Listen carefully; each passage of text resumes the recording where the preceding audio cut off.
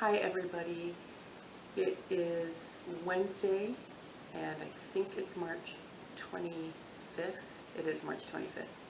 I never made a video after round 3 of chemo because it was a pretty rough round. I had a lot of nausea and fatigue for 3 or 4 days afterwards, and then on Monday we started teaching all of our classes online for Point University. But I did take some pictures and do a couple of really short clips. So this is an introduction for those. So this is really my round 3 of chemo video.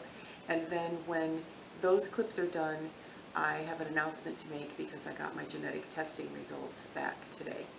So take a look at just a few little clips from my round 3 of chemo, and then I'll make that announcement. Okay guys, it's round 3 of chemo. I am in the Low Country Cancer Care Infusion Center, and I have one of my comfy chemo shirts on.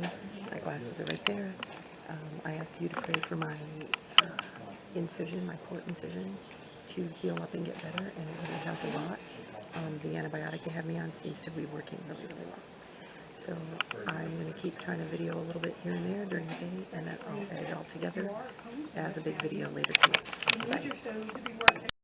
Okay guys, so I just went and met Dr. Yanucci's nurse practitioner, Brittany, and she's awesome. I hadn't met her yet. And they are about to start my red chemo drug called adriamycin. And I will do a little more videoing in just a minute.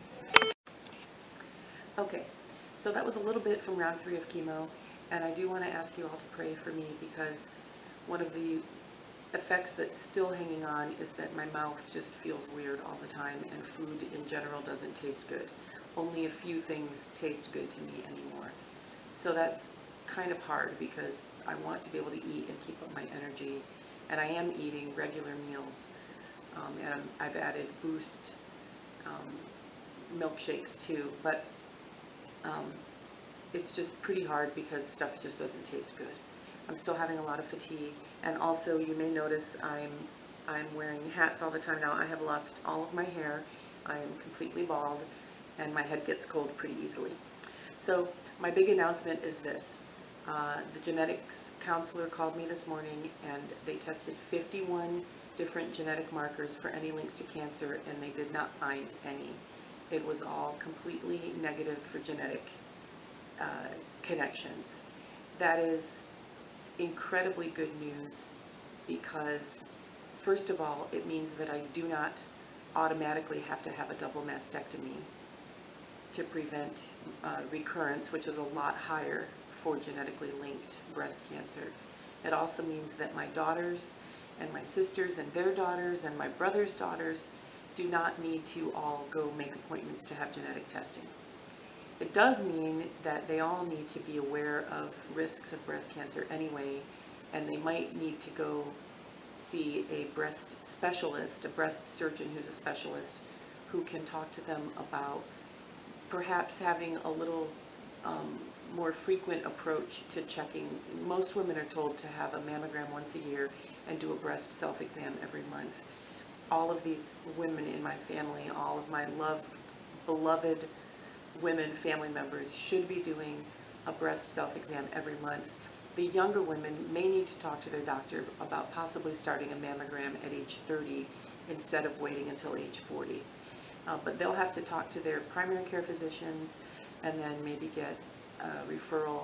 My daughters will both, in the next few years, ask for a referral to my breast surgeon, Dr. Susan Mahaney, who is a breast specialist, and they'll talk to her about all of this and see what she determines to be the best way for them to have good preventive measures, and just to keep a close eye to make sure that if they do ever get breast cancer, it's found incredibly early. So I'm very grateful to God. Thank you so much, all of you who have been praying.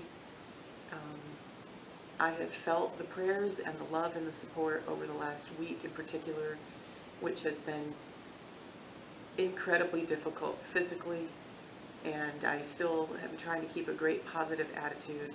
I have the blanket that you saw earlier in the video behind me here, and blankets from a former student and a current and wonderful friend here. to keep me warm and keep me comfort, but also so many of you have called, texted, emailed, messaged me on Facebook. People have sent Grubhub cards and Uber Eats cards and restaurant gift cards, and you're just showering our family with love, and we appreciate it more than words can ever say. And yesterday, my friend Kelly Cameron buzzed her hair off and called me from the salon, and we compared heads, and she, just to have solidarity with me and to support me, she decided to go ahead and do that, and I just love her for it. I'm not saying anybody else has to do that. That was her decision. But I just want you to know I'm incredibly thankful that this isn't genetically linked, and I'm also thankful for all of you and all of the support that you've been giving my family and me.